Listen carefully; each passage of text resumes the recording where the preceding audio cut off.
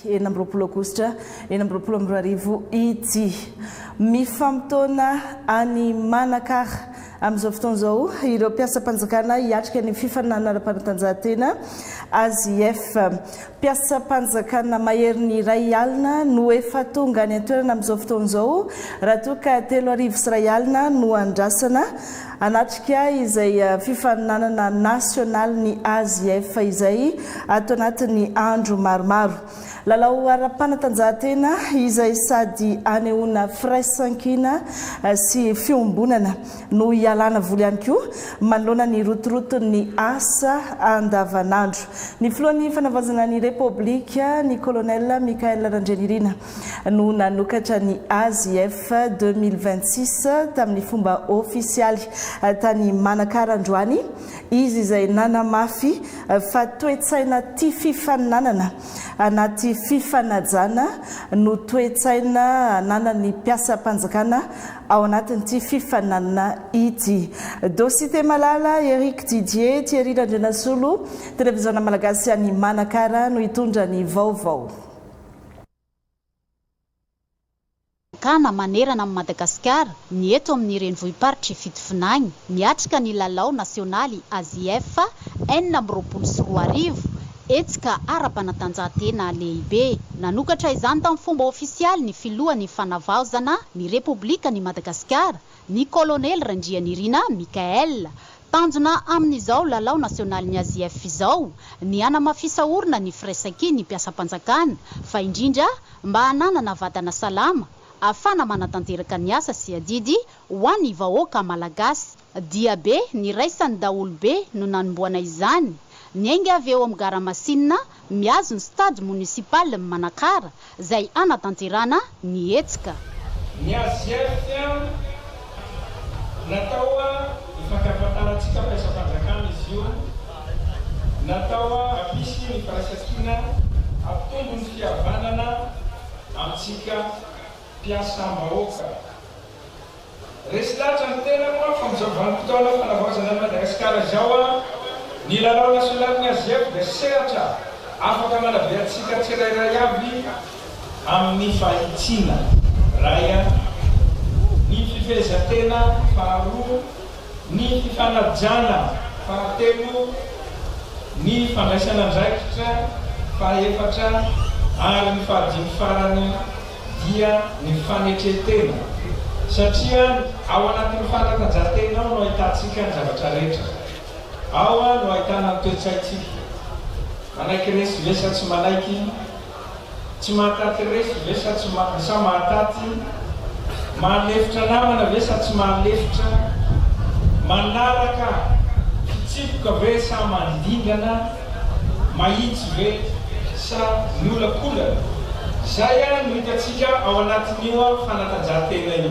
Nanometoana arabola 50 tapitrisa ho an'ny mpandray anjara rehetra ny filoham-panjakana ary ny fikambanana fanjiry misehatra amin'ny asa sosialy izay tariny Ramatoa Eliza Randrianirina nanolotra vary telo. Efa nanome ny association fanjiry izay tariny vady vary 300 lasaka ho anareo vahiny.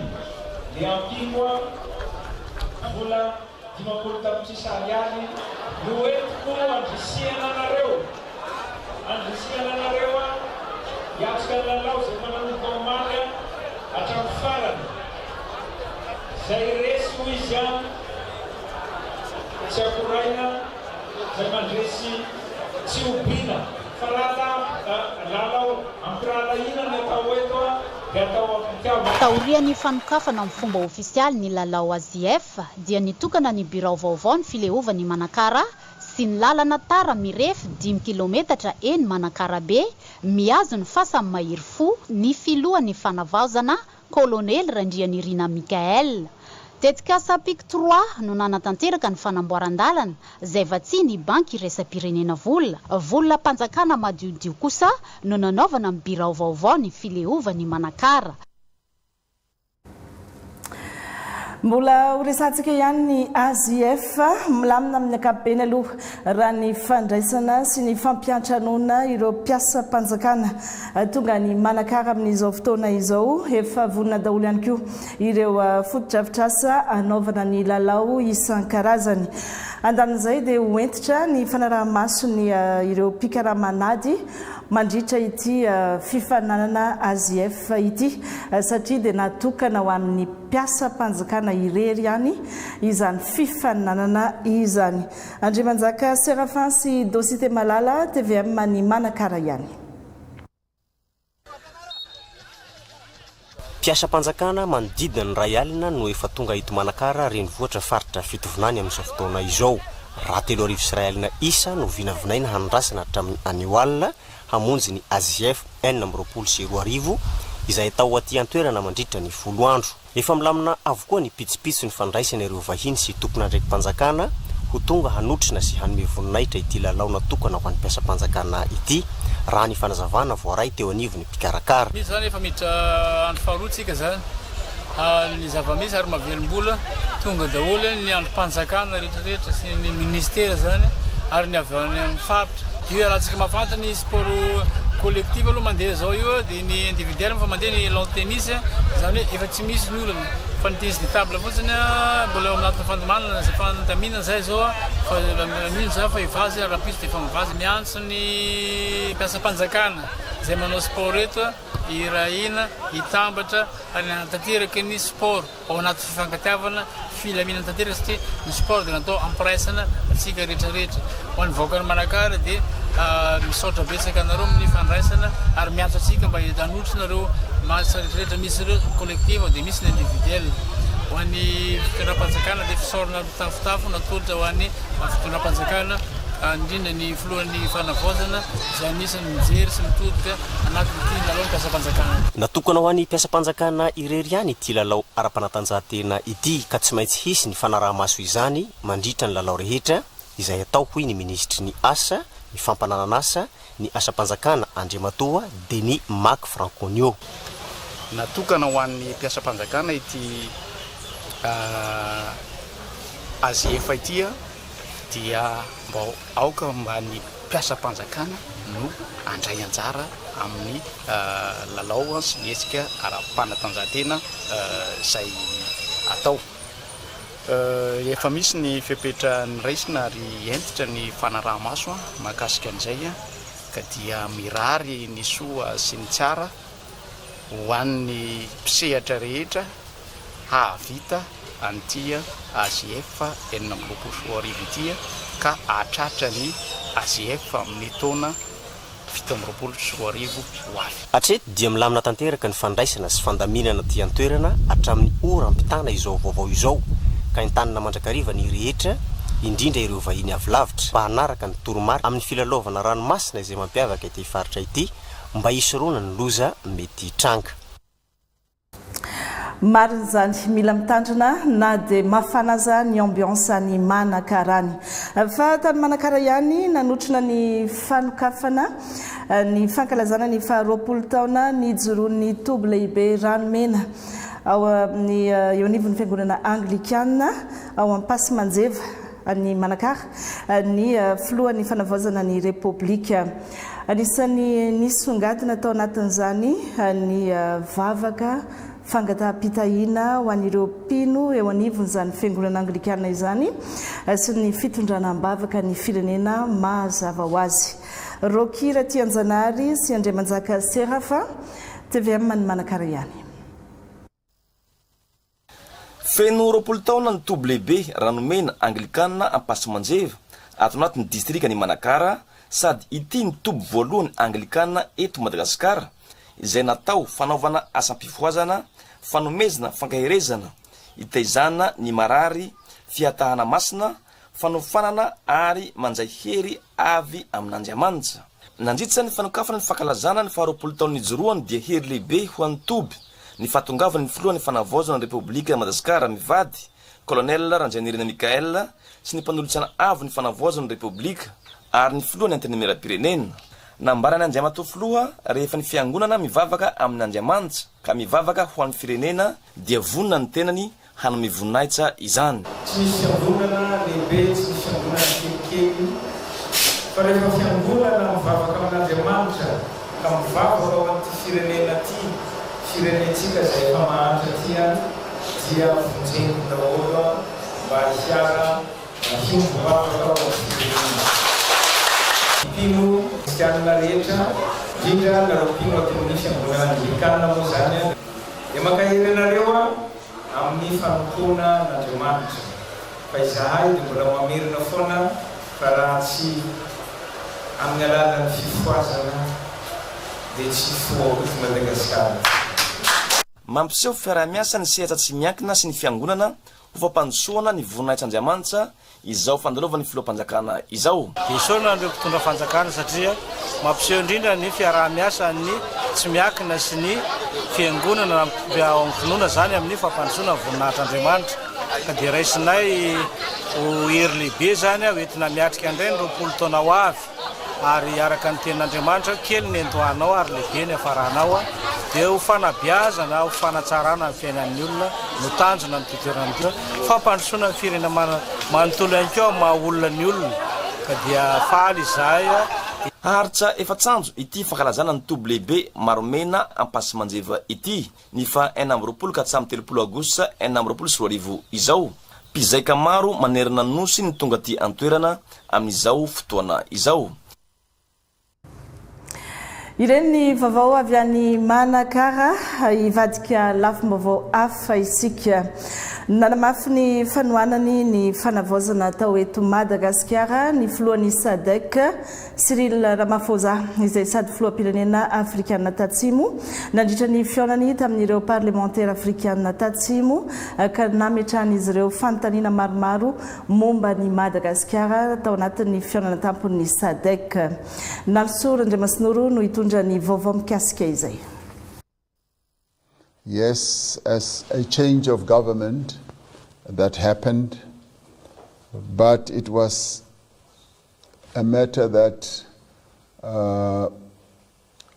SADC having dealt with it.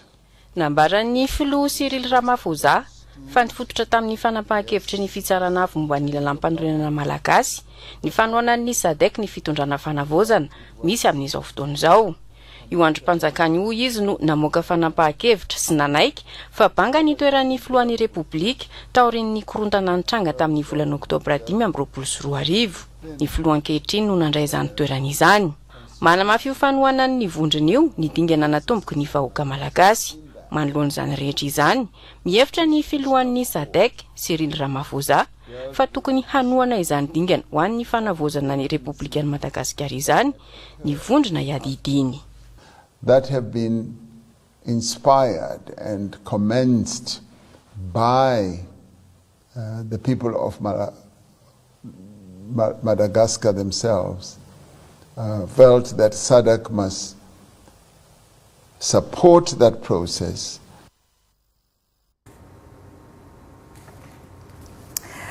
Zany amin'iny iray volana sy tapany mialohan'ny ankalazana ny daty ny 14 Oktobra nitsanganan'ny Repoblika voalohany daty izay manan-danja eo amin'ny tantaram-pirenena dia efa anatin'ny fanomanana tanteraka izany ireo tompona andraikitra efa misy ny komity izay natsangana manokana ahitana ny avy ao anivon'ny gouvernementa sy ny antenimieram-pirenena ary ireo tompona andraikitra eny fotony ikarakara izay fankalazana ny 14 Oktobra izay azo sokajiana ho mitovy lanja amin'ny fetim-pirenena sy ny fetin'ny fahaleovantena ho antsika malagasy.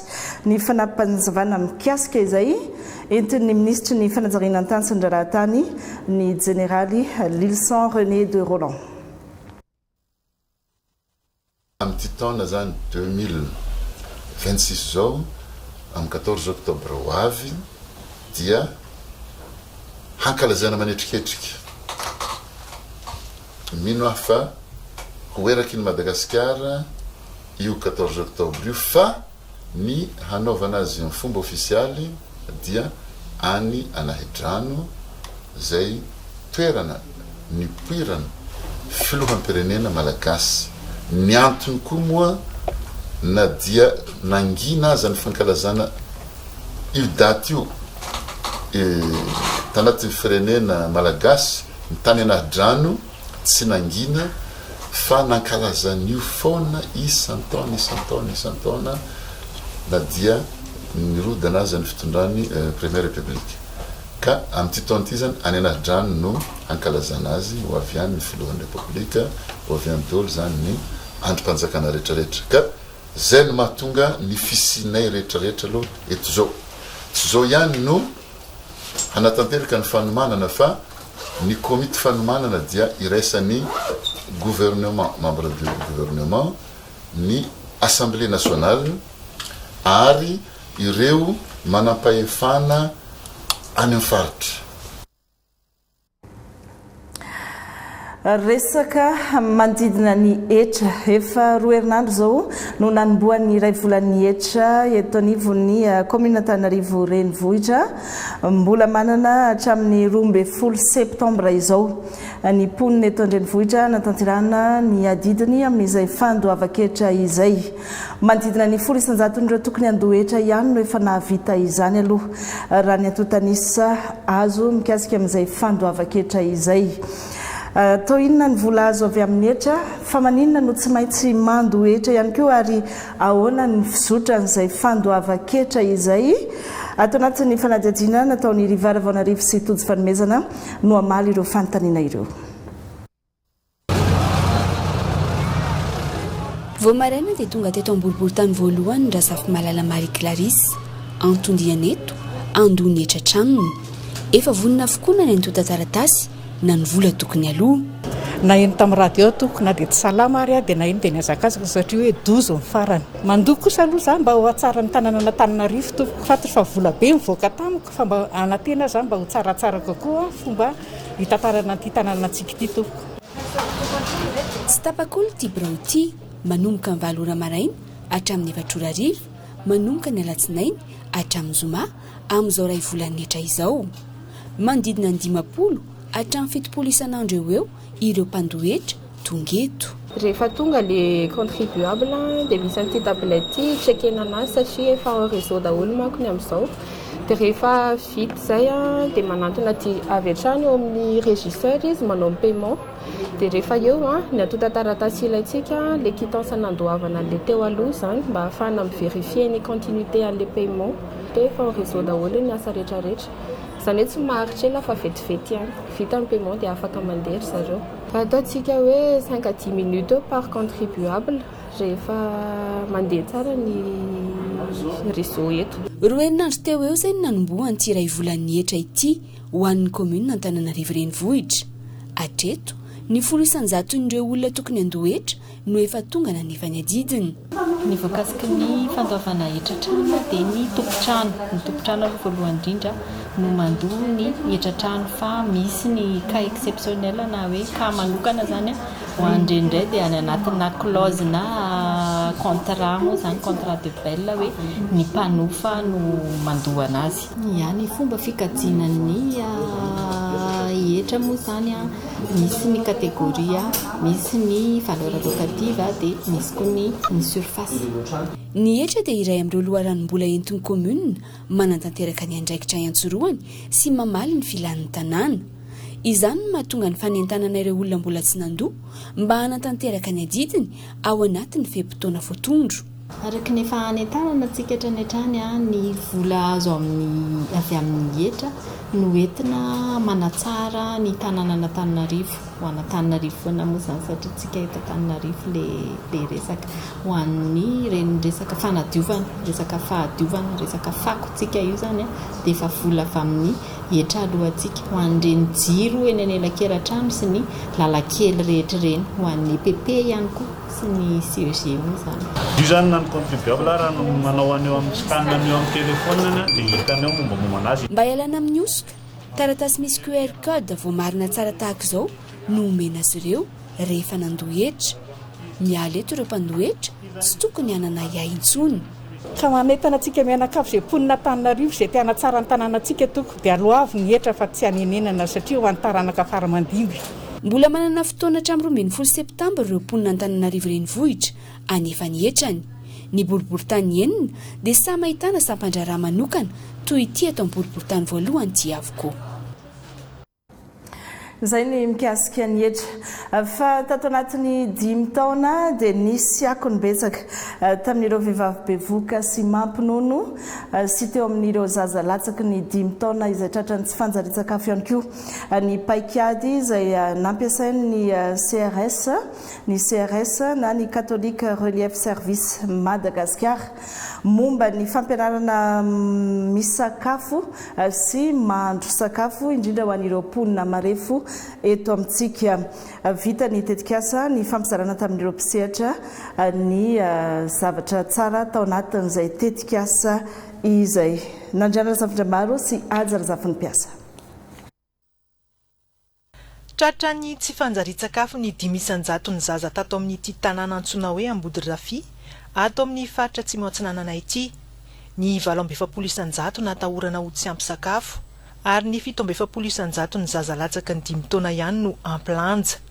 Rehefa nentanina ny fokon'olona, ny reny nomena fahalalana fototra momba ny sakafo, foana ny tsy fahampian-tsakafo, ny tahan'ny tandindondoza, ny 920 ary ny akatra 770 ny zaza latsaka ny 5 taona ampilanja.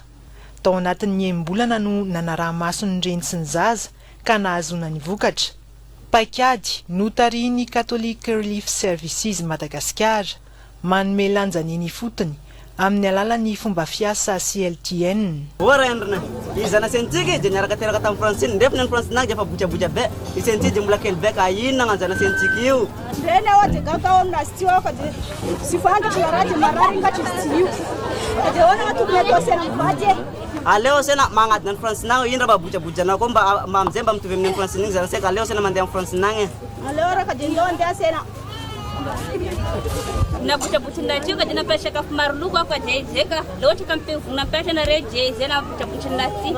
Ny zara izay fahombiazan'ny paikady mifototra amin'ny fanjarian-tsakafo tanteraka tariny fokon'olona na ny CLTN izay ny talen'ny fandarana asa ao amin'ny CRS Madagascar raha fanomezan-tsoa lantotiana nanamafy ny anoy sy anitatra ireo paikady amin'ny mpisehatra ny fanjarian-tsakafo eto Madagascar. Nanatratra ny ministera ny fahasalamam-bahoaka teto ny mahazava-dehibe ny fampinonondreny manoloana ny ady amin'ny tsy fanjarian-tsakafo. Mifototra amin'io avokoa ny ahafahantsika mampiana ny tany tsy fanjarian-tsakafo. Raha iresaka antsika ny fanjarian-tsakafo mitarazoka vao mitsaika ao akibon'ny mamany io zaza io misy micronutriments teraka io zaza io afatrany dia minono eo eo ary nonondrenindrery any hatrany amin'ny fahaenina volana misy lanjany avokoa izany zavatra zany amin'ny ady amin'ny tsy fanjarian-tsakafo. Isam-bolana manombana ny ezaka amin'ny fanjarian-tsakafo ireo mpisehatra rehetra tanjona ny ampitombo ny fahaiza-manao ny fiarahamonina ahaiza ny mandray an-tanana ny vahaolana ahafahana manatsara maharitra ny fanjarian-tsakafo ny reny sy ny zaza. Raha tiana anjary izay resaka sakafo izay dia mila tsaraina ihany koa ny tontolo ny fambolena. Nety tamin'ireo tantsaha tao amin'ny faritra Menabe ny fomba nampiarana ny famokarana agroekolojika nentin'ny tetikasa AIRAS nandritra ny 3 taona. Ny tombony vokatra izay sady ara-pahasalamana no manaja ny tontolo iainana ihany koa. Nampahafantarina androany ny vokatra ny tetikasa nisy ihany koa ny fizarana ny fahaiza-manao nandritra ny famaranana izay tetikasa AIRAS izay. Presikara kotonandrasana sy fanirikely. Tantsaha manodidina ny 700 misehatra amin'ny famokarana tao anatin'ny faritry Menabe no nanova fomba famindraka nampiatra ny teknika agroekolojika rehefa namboly, izany hoe sady miaro ny nofotany no miaro ihany koa ny tontolo iainana aka ny ala tsikelikely tamin'ny fampiasana ireo anam-pamokarana simika. Ananatsara ny teknika mpamokarana ary ihany koa nampiena ny fandaniana izy ireo nefa nahazo vokatra misimisy kokoa. Izany rehetra izany dia vokatry ny fiarah-miasa atao amin'ny tetikasa AIRAS tao anatin'ny faritry Menabe atao anatin'ny 3 taona. Ny zany ny atrikasa famaranana ary koa fizarana ny traikefana ny bonne pratique tao anatin'ny tetikasa AIRAS na hoe ny fampafananganana ny fiampitana amin'ny agroécologie amin'ny alalan'ny ireo mpampita zany na vulgarisateur na conseiller agricole. Mampiavaka azy koa dia mifisin'ilay tsy hoe teknika napitraka dia nampiarina fotsiny fa nisy ny fikarohana nataon'ireo tantsaha ireo tamin'ny alalan'ny sasekoly, nisy ny fampiresahana eo ambany fanaraha-mason'ireo teknisianina ny ministera ny fambolena sy fahaleovan-tera-tsakafo. Dia zao lazaina zany fa sady miroborobo ilay teknika mahay ireo tantsaha ireo mifampianatra ireo tantsaha ireo dia vonona trany zany ministera ny fambolena sy fahaleovan-tera-tsakafo anohy ny ezaka mba tena hiparika eraky ny faritra Menabea, eraky ny Madagasikara izay teknika agroécologique zay. Nitondra fivovana goavana ho an'ny tantsaha ato amin'ny faritry Menabe moa ity tetikasa AERAS ity. Ny tombony vokatry ny tsara ihany koa ny fidiram-bola. Tokoa ny faritra lasa navokatra legioma ny faritra rehefa miarina asa amin'ireo AERAS ary tena kalitao tsara ny legioma zao. Ny tantsaha koa niova ny farim-piainan'ny tantsaha navokatra be, lasa nivelatra ny fiarakarena namatra izy dia lasa ny roborobe ny fiainan'ny lorotantsaha. Anisan'ny fanambogoavana ahafahana miady amin'ny fiovan'ny toetrandro sy ny fanatrarana ny fahavitantena ara-tsakafo moa ny fampiarana ny teknika mpamokarana agroécologique. Mbola resaka fambolena izay ihany fa ny fambolena orge manokana no ndeha ho resantsika. Anisan'ny mampiaina sy mampandroso tantsaha maro ao amorony mani ny fambolena orge. Ankehitriny anefa manoloana ny fiainan'ny famokarana sy ny tsenan'ity akora ity dia manana ho avin'izy ireo ny rehetra izay misehatra amin'ity sehampiariana ity, indrindra ihany koa ireo tantsaha.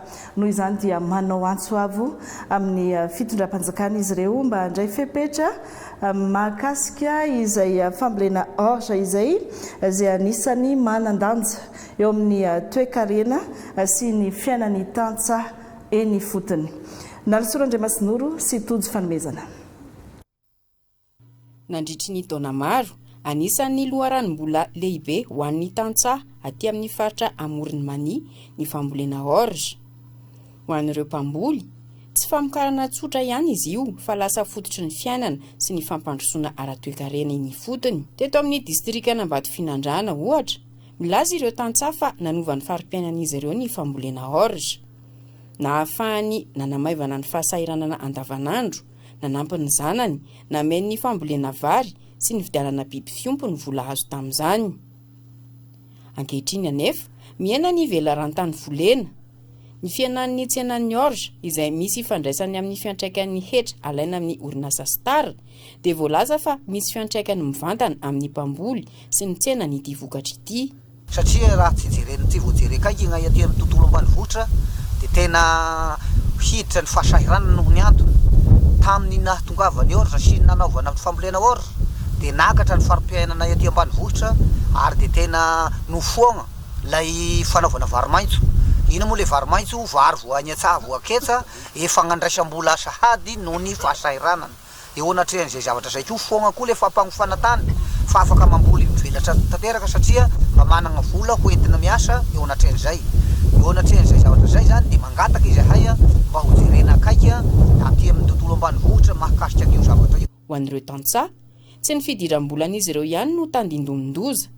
Rehefa miaina ny famokarana sy ny varotra dia mety hisy fiantraikany amin'ny fiainan'ny mponina manontolo ny fotony izany. Anisan'ny voakasika ihany koa ny commune. Araky ny fanazavan'ny ben'ny tanàna Nanjomana Andihizana, misy ristourna mifandraika amin'ny famokarana orge ka anisan'ny loharanom-bola ho an'ny fampandrosoana eny fotony izany. Ny fambolena orge dia misy ristourna na vola miditra ho an'ny faritra sy ho an'ny commune. Ny 700 vokatra ny lanjam-bokatra dia miditra amin'ny kitapo-mbola ny faritra, dia ny 100 miditra amin'ny kitapo-mbola ny commune, izay ahafahana manatanteraka ny manao fotodrafitrasa majinika sy ahafahana ihany koa manampy ny fandoavana ny karama mampiasa. Ho an'ireo mpamboly orge, ilaina arak'izany ny fandraisan'ny tompon'andraikitra fepetra manoloana ny olona nasedrainy sy ampiariana orge. Ny tanjona hoy izy ireo dia ny ahafahana mamerina ny fahatokisan'ny tantsaha amin'ny famokarana sy miaro indray ny rojo ara-toe-karena iankinan'ny fiainan'ny mponina maro. Anisany ankinan'ny fiainan'ny mponina ihany koa ny resaka herinaratra ny fampidiniana sy ny arahany kondo teo amin'ny ministera ny angovo sy ny akoranafo sy ireo mpiara-miombonatoka ireo papimatsy vola ihany koa ny mikasika ny fanatanterana ny tetikasa Volbe Amonte sy ny tetikasa Prirtem anampy amin'ny famatsiana herinaratra eto Antananarivo sy ny any Toamasina. Nisy araka izany ny atrikasa natao teto Antananarivo. Ankoatra izay ihany koa manao ny fikojakojana sy ny fanaraha-maso ny fiodinan'ny tobim-pamokarana ao Andekaleka ihany koa ny ministera ny angovo mba hiantohana ny famatsiana herinaratra tsy tapaka avy amin'ity tobim-pamokarana ity. Ny vaovao eo amin'ny sarina rindran'ny Fabricien Rakotoarmanana. Raha 10 taona ny feptaona faharetan'ny fifanarahana na ny durée de concession amin'ny tetikasa famatsiana herinaratra Volbe Amont napetraka ny fanjakana amin'izao dia mikasa ny anitatra izany aharitra 30 hatramin'ny 5 taona ny CGHV mpiara-miasa amin'ny tetikasa. Tsy maintsy misy ny fepetrapetraka ny fanjakana malagasy raha toa ka kitihany io feptaona faharetan'ny fifanarahana io ampisy tombony ho an'ny fanjakana fa indrindra ho an'ny mpanjifa amin'ny alalan'ny fampidinana ny sara ny herinaratra azo avy amin'ny tetikasa Volbe Amont. Toy izay ihany koa ny fifampidiniana mikasika ny fandrosoan'ny tetikasa Prirtem 1 izay hitatitra ny herinaratra ho vokarina amin'ny Volbe 2 mankaty amin'ny toby famokarana herinaratra RIA eto Antananarivo izay mifamatotra tanteraka amin'ny tetikasa Volbe Amont ihany. Itsika fanjakana zany dia mametraka fepetra hoe ny mety fikitihana ny durée de la concession dia tsy maintsy mitarika fidinan'ny vidiny herinaratra vatsina avy amin'ny alalana io tetikasa Volbe Amont io. Raha ohatra ka tsy misy izay fiantraikany amin'ny tarifo izay dia tsy ho ekentsika ny fampiakarana ny durée de la concession. Tafiditra anatin'ny lahadinika ihany koa dia ny forme du contrat entre ny fanjakana malagasy ny JIRAMA ary ny consortium CGHV. Ny fepetrapetratsika hoe na inona forme le contrat io dia tsy maintsy mirona makany amin'ny fiarovana ny mpanjifa sy ny fiarovana ny fanjakana malagasy ary eo amin'ny viabilité ihany koa n'ilay projet zany ny forme le contrat io. Marihana fa ny tetikasa Volbe Amont dia vinavinaina hamokatra manodidina ny 327.7 mégawatt. Betsaka dia betsaka io famokarana io raha oharina amin'ny filanao Toamasina ary ananambombava betsaka ny Toamasina zany eny na dia anampy ny famatsiana ny RIR ny ampahany amin'io le tetikasa Volbe Amont io dia mbola ananambombava betsaka dia betsaka zany ny Toamasina ary ampitomby ihany koa ny économie de dépense ataon'ny JIRAMA zany izay famatsiana ny RIA zay. Tsy ho tanteraka nefa izay raha tsy mandroso le tetikasa Prirtem izay natao hitatitra ny herinaratra vokatra avy amin'ny Volbe Amont makaty amin'ny RIA. Mirositsika amin'ny fampandehanana an'io tetikasa Volbe Amont io ary vinavinaina fa amin'ny volana septambra zao dia efa hita vokatritsika aorinan'ito atrikasa ito. Mikasika ny ao Andekaleka sy Mandraka manokana dia ho avy atoato ireo vata mpanova herinaratra vaovao na transformateur sy ireo kojakoja samihafa miaraka aminy anolona ireo efa simba sy efa antitra anatin'ny fikojakojana ny fitaovana amin'ity tobim-pamokarana herinaratra avy amin'ny rian-drano ity. Ny Andekaleka satria efa antitra ny fotodrafitrasa ao ary tsy andrasana hoe isy fahasimbana tampoka fa hojerena fa efa misy fijerena manokana atao any mandavataona. Efa hita fa misy fitaovana tokony hosoloana any. Misy transformateur raika amby 70 MVA zao tokony hosoloana any. Misy transformateur hafa ihany koa tokony hosoloana any Mandraka izay vinavinaina ho tonga eto Madagasikara ireo fitaovan'ireo farafatarany any amin'ny volana novambra any.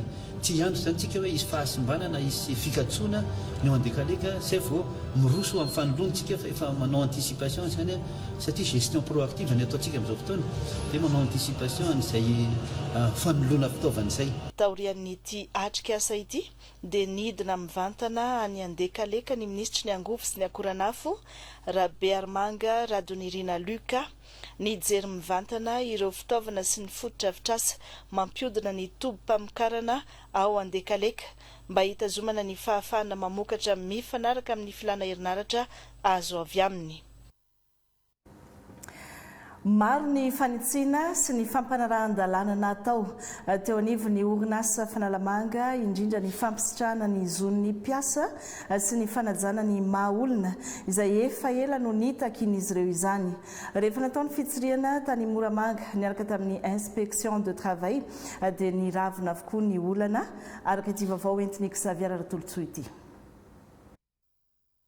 Anisany olana iray niteraka disadisa teo amin'ny samy mpiasan'ny orinasa mpanjakana fanalamanga ny tsy fitoviana teo amin'ny lafiny fitantanana ny mahaolona eo marika raman'ireo mpiasa mitovy diplôma sy faharetana tamin'ny asa. Nahavelo taraina mpiasa izany ka taorian'ny fandraisan'ny tale jeneraly mpisolo-toerana ny andraikitra nankiny ny fitondram-panjakana fanavaozana hanarina ny orinasa dia nisy ny fangataha-piara-miasa tamin'ny sampandrarah regionaly misahana ny asa loatra mangoro hanao ny fitsiriana. Tanjona hoy ny tale jeneraly mba hifanaraka amin'ny lalàna ny asa eto amin'ny firenena amin'ny fepetra ho raisina manoloana ny zava-misy. Betsaka ny ataontsika hoe zavatra tsy nety misy ny mpiasa zay ambany ny diplôma recruter azy mandray karama mihoatra ny zay be diplôma sy mitazona andraikitra ambony.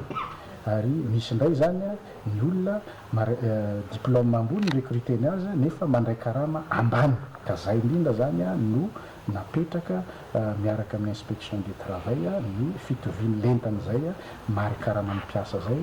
Taorian'ny fanadiadiana nataon'ny inspection du travail izay naharitra iray volana dia natolotra ny mpitantana ny orinasa sy ny delegeny ny mpiasa ny valiny fitsiriana natao ary nampahafantarana ny mpiasa ny fepetra ho raisina sy ny dingana ray na ahafahan'ny mpitantana hanitsa ny fitantanana tsy mety. Hita tao anatin'izany tokoa fa tena misy ny tsy filaminana tao anatin'ny resaka karama ho an'ny mpiasa teto amin'ny orinasa. Araka izany dia natolotra azy roa androany karazana recommandation ny amin'ny fanarenana tokony atao araka izany. Manoloana izany anefa dia tsy maintsy misy ny fampilazana mialoha ho an'ireo mpiasa indrindra ho an'ireo solotena ny mpiasa mba hiomanan'izy ireo amin'izany fanovana izy izany. Ho an'ireo olona izay nahazo karama mampapana dia mety hisy fidinana mba fanaraka tsara araka ny lalàna misy eto Madagasikara. Mandritra ny fampiarana ireo pitsopitson-dalàna hoenty manarina ireo lesoka mikasika ny fanitsiana marikarama tsy mitovy eo amin'ny samy mpiasa dia hifanometanana mpitantana ny orinasa fanalamanga hatrany ny sampandrarah regionaly ny asa tsy amin'ny faritra loatra mangoro. Ito ihany Mahajanga ny fankalazana ny 570 taona ny radio Madagasikara. Ivantana avy ao amin'ny renivohitry Boe niaraka izany ny akamaroany ireo fandaran'ny RNM. Androany maraina no nanainga teto amin'ny Foibe ny ekipa ny RNM izay tarihan'ny talen'ny radio Madagasikara Monica Arfeno. Vaovao entiny Jauna Dimulsalama. Hanomboka arapitso hatramin'ny alady ho avy izao ny festival miaramiabo atao eny amin'ny village touristique ny Mahajanga karakarainy ny Vision Madagascar NGO. Ivantana avy any an-toerana ihany koa araka izany ireo fandarana maro nafantarana ny radio Madagascar. Tafiditra amin'ny fankalazana ny 570 taona ny RNM mitety faritra mandritra ity taona ity. Isy ny tranoeva iray eo amin'ny village touristique ampiratina ny makasika ny radio Madagascar. Ateny an-dalana miazo ny Mahajanga atao ankazobe ny ekipan'ny RNM no mitondra ny fanazavana ny hetsika ho tanterahana mandritra io efarana io. Araka izao ahitantsika azy zao dia ety amin'ny district Anakazobe no ahitanareo ny ekipa ny radio Madagasikara izay niala maraina tany Anosy tany Antananarivo tany andeha hamonjy any Mahajanga hanatanteraka ny décentralisation d'antenne andiany faharoa na ilay fanaingana mivantana ny onjam-peo ny radio Madagasikara any Mahajanga mifanindran-dalana amin'ilay festival miaramiabo erahana amin'ny Vision Madagascar NGO. Misy moa ireo mpiara-miombona antoka aminay dia ny Orange Madagascar sy ny positra malagasy ihany koa. Toy ny efa natao tany Betroka dia izy ireo fandarana izay hainga mivantana ny Mahajanga, ny Serao Desirao, ny Vivoy, ny zava-misy maro loko, ny vaovao, ny Bemiray, ny zava-misy maro loko, ny savaravina dia tsara marina ihany fa handraisan'ireo mponina eny fotony anjara. Eo ny fanentanana izay ataony mpanao gazety ny Radio Madagasikara fa hanana anjara ametraka fanontaniana mahakasika ny fiainan'izy ireo ihany koa ny mponina ny mahajanga ao anatin'ny savaravina miavaka amin'ity décentralisation d'antenne fanamariana ny 5 taona ny Radio Madagasikara ity. Ny mahazava-dehibe ny fidinana ifotony toy izao dia ny hitondrana ny anjara biriky amin'ny mahonjam-peo-pirenena, ny amin'ny lafiny fandrosoana, tsy afaka misaraka ny sosialy, ny toe-karena, ny tontolo iainana fa ao anatin'izay ihany koa ny kolontsaina dia isy ireo hetsika maro lafy ao anatin'ny festival miara-miabo nefa entina anehoana ihany koa ny etaentan'ny mponina ny olana iainan'ny mponina eny ifotony ao anatin'ny fidinana ifotony toy izao. Manana trano hoe ao anatin'ny festival ihany koa ny Radio Madagasikara azo tsy diany izany dia izany hoe hoentina avy any ifotony izany izao hoe inona no olana sy ny soa fanararoatra ho an'ny mponina mba hoe hitondrana an'izay fandrosoana izay eny ifotony eny. Ho hita mandritra ny festival miara-miabo ny resaka fampandrosoana, kolotsaina, fanatanjahantena. Ho hita any an-toerana ihany koa amin'ny alalan'ny hetsika ilay teratany malagasy Zozara Boka telo mianaka atafiakatra teny amin'ny tendrombohitra Everest izay avy indrindra maneran-tany any Nepal. Tranoheva marobe, mpanakanto maro ihany koa no andray anjara ary tombola 10 tapitrisa ariary no ho azony izay tsara vitana mandritra io fotoana io. Radio Madagasikara 5 taona. Mirary soatrany ho an'ny ekipan'ny RNM araka izany. Fanamafy ny fiara-miasa efa nisy efatra amin'ny ela teo amin'ny ny BNGRC sy ny Croix Rouge ho amin'ny fiara-mientana amin'ny fisoroana mialoha ny takaitra aorian'ny Rivodoza sy ny loza Voajanahary samihafa. Nisy ny fifanaovantsy ny mpiara-miasa teo amin'ny rotonta natao teny Andrainarivo tamin'ity androany ity. Olivier Andrembololo miaja. Manao mafy hatrano ny fiara-miasa izay efa nisy teo amin'ny BNGRC sy ny Croix Rouge malagasy izao fifanaovan-tsony izao miatomboka eo amin'ny fisorohana mialoha na ny fanalefana ny mety ho vesatra ateraky ny fandalova loza Voajanahary fa eo ihany koa ny fifanomezan-tanana amin'ny fanarenana takaitra na arakolona na ara-pitaovana amin'ny mafikambanana pilatsaka tsitrapo ny Croix Rouge malagasy. Fantatsika fa raha miresaka pilatsaka tsitrapo dia ny Croix Rouge no anisany manana be dia be amin'izany ary manana an'ireo hoentina miasa miaraka amin'ireo mpiatsihatra rehetra mandritra n'ireny fandalovan'ny loza ireny. Ao anatin'izany ohatra tonga-dra no cyclone angamba antsika raha mahita eny amin'ireny site d'hébergement reny dia ny pilatsaka tsitrapoan'ny Croix Rouge ny tena anisany betsaka ao anatin'ireny ary indrindraindrindra mba hijerena an'ireny mba ahafahantsika misoroka na manalefaka an'ireny fiantraika an'ireny loza ireny raha tsy resaka fa tsy ny hoe action anticipatoire tsy resaka amin'ireny réponse d'urgence reny dia miara-miasa akaiky ny Croix Rouge sy ny BNGRC rehefa anao an'ireny famaliana ohatra hoe hizara sakafo izara ny Croix Rouge tena anisany manampy ny BNGRC ary indrindraindrindra ihany koa ny appui mitohana hoentin'ny Croix Rouge amin'ny lafiny ara-fitaovana raha tsy resaka fa tsy tanty. Tsika ngamba rehefa midina eny amin'ireny site d'hébergement reny misy tantin'ny Croix Rouge eny misy fandriana omen'ny Croix Rouge dia izay no antony izao fanaovan-tsony izy. Amin'ny ankapobeny dia efa saika ahitana pilatsaka tsitrapo ao amin'ny Croix Rouge avokoa manerana ny faritra rehetra eto amintsika eny hatreny anivon'ny fokotany ka manamora ny fifanampiana eo amin'ny fitsinjarana asa indrindra ny lafiny fanentanana mialoha. Sehatra lehibe anasongadinana ny kanto sy ny mozika malagasy ny live stage nampiakarana ireo andrarezin'ny mozika nisan'izany ohatra Ifanja Randriamanantena, Jojoby sy Dinaiz. Ny amin'ny tindra mitoraka ity dia Irija Ramanatoanina sy ireo mpitendry ao amin'ny band baraka Big Band no asongadina manaraka asongadina manokana ao anatin'izay live stage izay ho tantarana amin'ny Zoma zao io hetsika io araka ny vaovao entin'ny Priska Rakotonandrasana sy Fanir Kelly.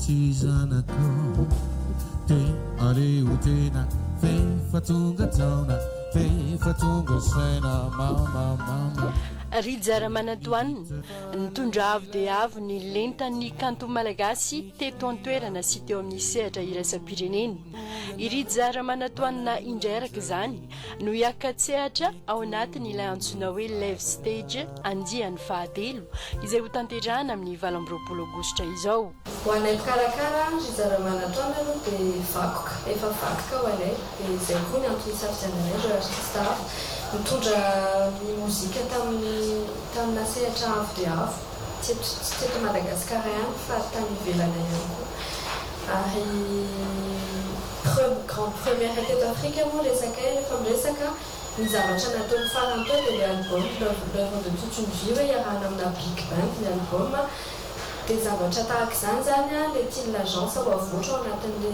concept live stage matahotrao sao tsy ny valeteny tiany foko kely re manayao satria tsy mbola zatra eny efapolo taona latsaka kely zao no niangaliny rijara manatoanina ny mozika maro ireo fotoana mamy niarahana tamin'ny mpankafy hoy izy ary ho izahana tsy ho latsa-danja amin'izany ny live stage andiany fahatelo tao anatin'izay efapolo taona latsaka nanaovana mozika zay dia misy fampisehoana roa nanamarika ary ny antony na tsara n'ireo fampisehoana roa reo dia mitendry mozika efapolo manodidina ny efapolo teo ny arahan'zareo zany dia nreto mitendry mozika mahay efapolo ny aorinanao fa manomboka voaloka tamin'ny farany anao manidina dia tatitra ny fampisehoana vao tafavelona eto tany ianao tamin'ny tao amin'ny palais tamin'ny 20 sy 20 ary tao amin'ny CCI tamin'ny titonty tamin'ny 31 mai ny zoma zao tia ny fahatelo mozika mitendry mozika telopolo zay fa tsy omby ny sehatra miena kely fotsiny fa le aina sy le fanahy lasa multiple lasa mampitomboana roapolo telopolo ny fahatsarany ira manodidina ny roapolo eo no ataony rijara manatoanina amin'ny zoma 20 aogositra io ka iantsony ireo mpankafy mpanaraka azy hatramin'izay eny amin'ny la balançoire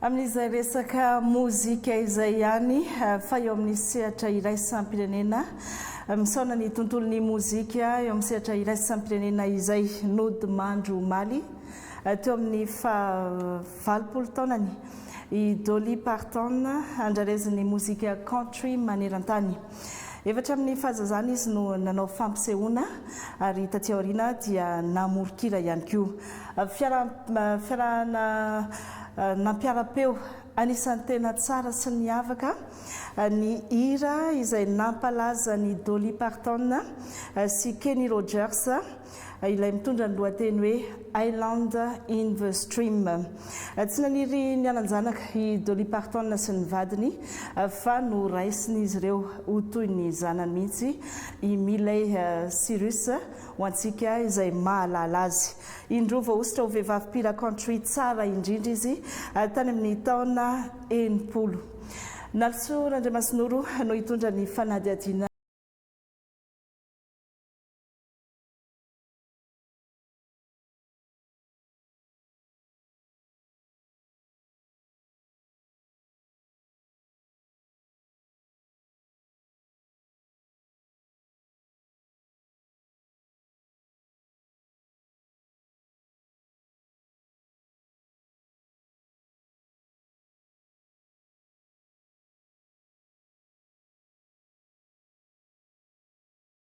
mbola manana ny lazany mandraka ankehitriny saingy amin'ny endriny nanaovany Whitney Houston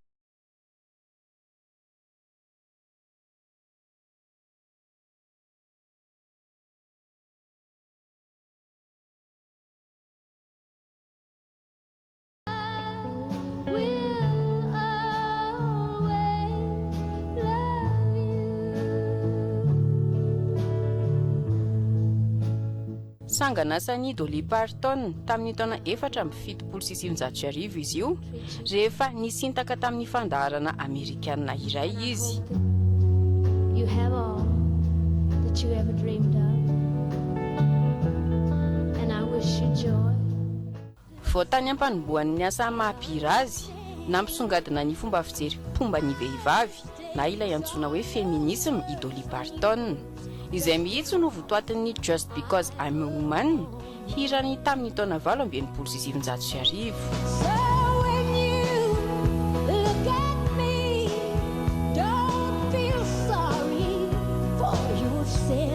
Nanambady any Carl Thomas Dean izy ny 3 Mey 1970 nisafidiny tsy hananjanaka izy mivady mba hahafahany Dolly Parton manao ny asany. Nambarany matetika ihany koa fa heveriny ho zanany ny zaza sy ankizy maneran-tany. Na izany aza noraisiny ho toy ny zanaka naterany Miley Cyrus. Nandray anjara tao anatin'ilay tantara mitohy Hannah Montana ny andriambavilanitra. Ho an'ny Miley Cyrus mpitaridalana azy tamin'ny sehatry ny mozika hatramin'ny fahazazany Dolly Parton izay sady renim-piay azy. Efa nampiara-peo teny an-tsehatra izy mianaka.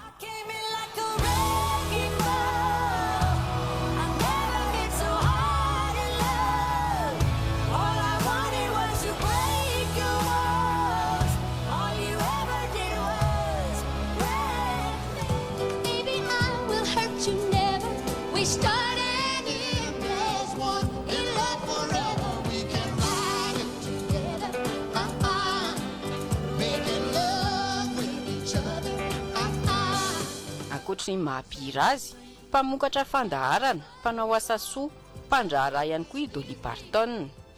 Namorona asa nisa 3 tamin'ny alalan'ny toerana fialamboly natsangany tamin'ny taona 1976 tany Tennessee izy. Nodimandry ny 5 Aogositra 1972 ny mpanjaka vavin'ny Gadona Country noho ny omamiadana. My coat of many colors that my mama made for me, made only from rags, but I wore it so proudly. Zay zany amin'ny Dolly Parton. Fa amaranantsika ny fampahalalam-baovao amin'izao alina izao koa satria natombokantsika tamin'ny fanatanjahantena dia andeha faranana amin'ny fanatanjahantena ihany. Madagasikara no mampiantrano ny andiany voalohany amin'ilay fifananana Grand Combat de Défi International eo amin'ny trans kickboxing fifanana izay andraisan'ny ireo mpikatroka anjara avy amin'ny nosy rahavavy eto anivon'ny Océane Indienne. Ho tanterana amin'ny sabotsy zao izay fifananana Grand Combat de Défi International amin'ny trans kickboxing izay kanto Neverson sy Mamra Voavson. Ifampitana indray amreo kalaza avy amin'ny nosy la Réunion sy Maurice ao anatin'ilay Grand Combat de Défi International andiany voalohany ireo mpikatroka malagasy ho antaranja kickboxing sy pancrace. Madagasikara no apiatrano ity andiany voalohany ity izay hototsaina ny asabotsy fa 20 ny volana Aogositra ho avy izao etsy amin'ny Petit Palais Mamasina. Komba misy 420 no voalahatra amin'izany. Tavaverina tokoa tsika ao anatin'ny fiaraha-miasa amin'ny Océane Indien amina ny sport ny kickboxing amin'ny sabotsy zao le gala international izay namitsika anarany hoe la ville internationale izay hototosaina ao Petit Palais amin'ny sabotsy manomboka amin'ray zao combat de défi izy io ankizy misokajina classe A misy ihany koa nefa ny classe C fa ankizy mamiratra hita hoe manana avenir dia natsofoka ao anatin'le organisation combat 420 nisan'ny combat tena tsara sosongianina tao anivon'ny teknika sy ny staff ray manontolo ny fédération sy ny ligue misy eto Antananarivo sy na ny province koa araiky izy misokan'izay izy io. Anisan'ny combat tena farany izay tena hoe tena manana ny placeny eto anivon'ny Madagasikara ny combat izay hitantsika eo tena combat tena spectacle zany hitanareo eo dia manasa ny petit sy mpisehatra ny sport rehetrarehetra tsy tena hoe kickboxing fa petit sport rehetrarehetra dia manasa amin'ny fatongavana amin'io sabotsy io izay sabotsy ho avy zao ao amin'ny Petit Palais. Ireo mpikatroka sangany amin'izao fotoana izao sy ireo kalaza teo aloha no hiatrika ity fifanana ity ho an'ny Madagasikara. Isy ny amboara sy ny lelavola idivana amin'izany. Misy participation ankizy nanao champion d'Afrique teo isehatra ao. Isy ihany koa ireo champion taloha zay tsy hitantsika teo aloha teo reny ary isan'ny kalaza teo ho averina isehatra ao anatin'le izy misy sampy olona efa nazo desile teo aloha koa participe ao ho ataontsika coupy asy prime aloha misy prime kely prime zay nahita teny aminao va hôtel farany teo dia misy prime ho zaraina fa tsy moramora tokoa manao préparation zany amin'ny deuxième édition izy ceinture ary ceinture ataontsika hoe ceinture telo ngamba no siahantsika amin'ny deuxième édition io iavaka tanteraka ny lafin'ny fikarakarana na ny ary teknika io na ny endrika ivelany mpitsara matianina no itsara ny ady amin'ity fifanana ity ankasitrahantsika rehetra ary nanaraka ny fampalalam-baovatra amin'ny farany misaotra ny ekipa rehetra niarana anatontosa ihany koa raha mpitsondray mirary sortograsy tompoko vavy